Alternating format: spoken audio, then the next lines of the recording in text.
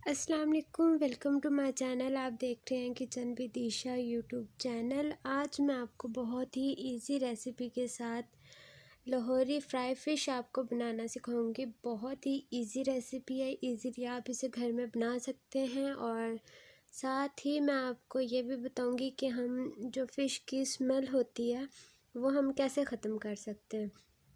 उसका भी बहुत ही अच्छा और आसान तरीका है, इजीली आप ख़त्म कर सकते हैं। बस आपको वैसे ही स्टेप फॉलो करने हैं जैसे मैं कर रही हूँ, और बहुत ही इजी रेसिपी है। चलिए सबसे पहले मैं आपको बता देती हूँ कि किस तरह स्मेल आपने ख़त्म करनी है। तो ये फ़िश आप देख लें, ये पीसीज हुई हुई है और मैंने इसे अभी नहीं धोया, ठीक है।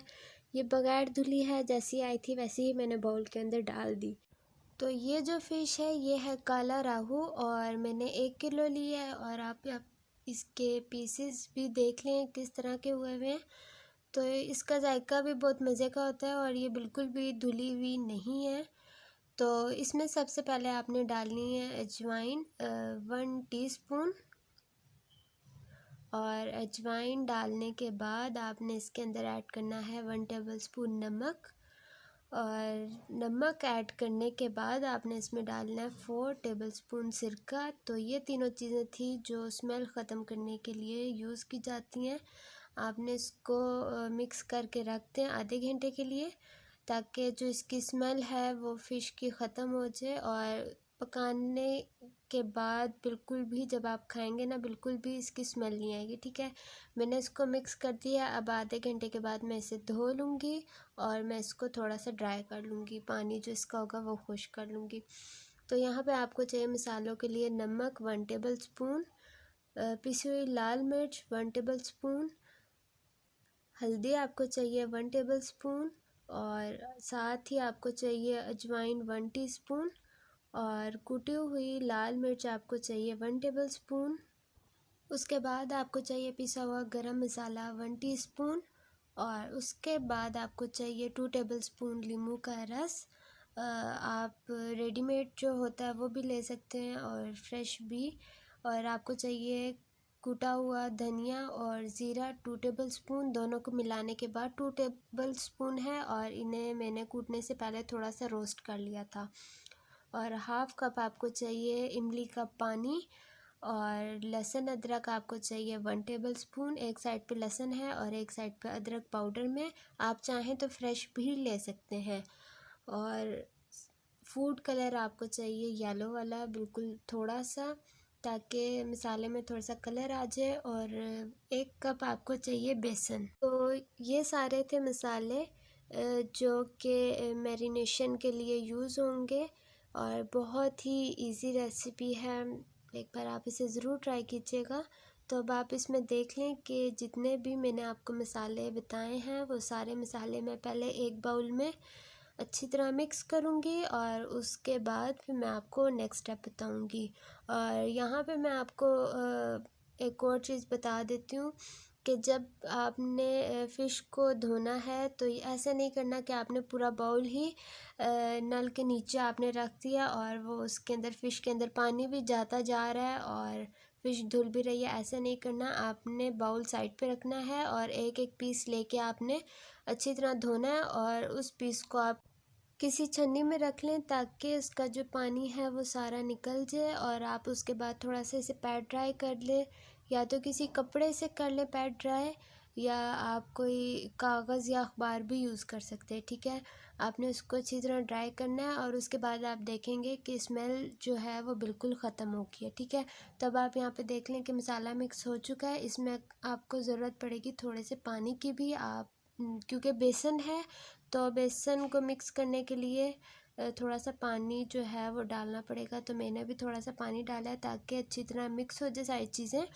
तब आप देख लें कि मैं हर पीस को अलग अलग जो है वो मसाला लगा रही हूँ, और मसाला लगाने के बाद इसी बाउल में मैं सारे जो पीसेस हैं वो इसमें रख दूँगी, और फिर मैं इसे कवर करके ओवरनाइट के लिए रख दूँगी।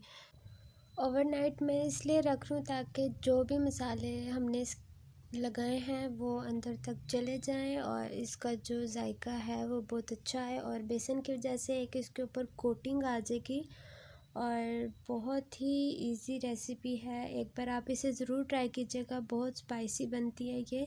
और इसमें आप नमक और मिर्ची जो है अपने हिसाब से कम ज़्यादा भी कर सकते हैं। और इसमें जो जो भी मैंने चीज़ें यूज़ की हैं उसकी वजह से बहुत अच्छा जायका आएगा। और जो इमली का पानी इसमें डाला हुआ है वो भी बहुत अच्छा जायका देता है। एक बार आप इसे ज़रूर ट्राई कीजिएगा। और जब मैंने इसे फ्राई करके खाया था तो मुझे इसका जायका बहुत अच्छा लगा था और बिल्कुल ऐसे लग रहा था जैसे बाज़ार की हो।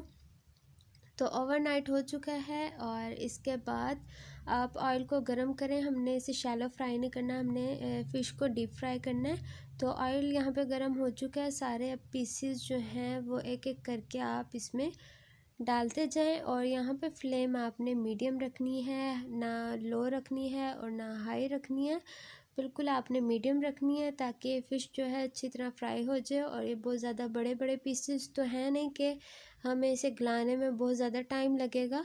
तो टाइम ज़्यादा नहीं लगता, तकरीबन 5 से 7 मिनट रखते हैं कि ये फ्राई हो जाए।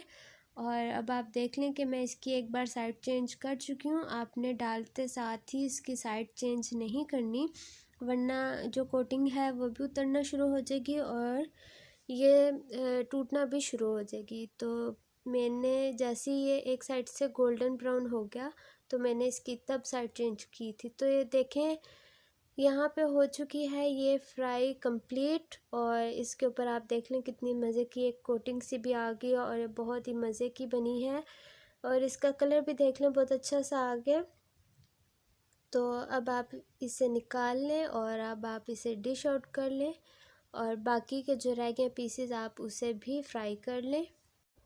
फ्राई करने के बाद आप गार्निश अपनी मर्ज़ी के हिसाब से कर सकते हैं, जैसे आपको पसंद हो या जैसा आप करना चाहते हो। तो आप यहाँ पे देख लें कि मैं गार्निश कर चुकी हूँ। और आप इसको सर्व करें केचप के साथ, इमली की चटनी के साथ, और बहुत मज़े के लगते हैं ये रेसिपी। और एक बार आप इसे ज़रूर ट्राई कीजिएगा। और वैसे भी अब सर्दियाँ स्टार्ट हो गई हैं तो फ़िश तो सब ही खाते हैं सर्दियों में। तो एक बार आप इस रेसिपी को ज़रूर ट्राई करके देखिएगा, बहुत मज़े की बनती है, बहुत ही इजी रेसिपी है। और साथ आप इसको जो है सर्व करने के लिए आप उसके ऊपर चाट मसाला भी डाल सकते हैं। अगर आपको ये मेरी वीडियो अच्छी लगी है तो वीडियो को लाइक करें, चैनल को सब्सक्राइब करें। और अब मैं मिलूँगी आपको अपनी न्यू वीडियो में और न्यू रेसिपी के साथ। तब तक के लिए इजाज़त दें, अल्लाह हाफ़िज़।